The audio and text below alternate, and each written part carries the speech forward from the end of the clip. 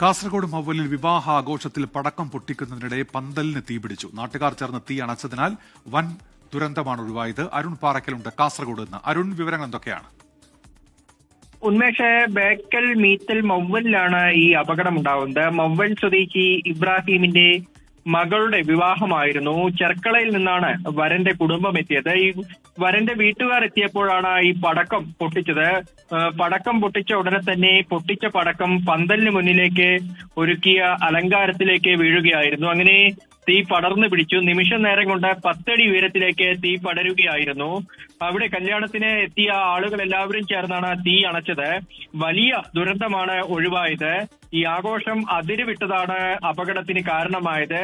അശ്രദ്ധമായി പടക്കം കൈകാര്യം ചെയ്യുകയായിരുന്നു. എന്തായാലും ആർക്കും പരുക്കില്ല എന്നാണ് നമുക്ക് മനസ്സിലാക്കാൻ സാധിക്കുന്നത്. ഉന്മേഷ്, ശരി. അരുൺ പാറക്കലാണ് വിവരങ്ങൾ നൽകിയത്.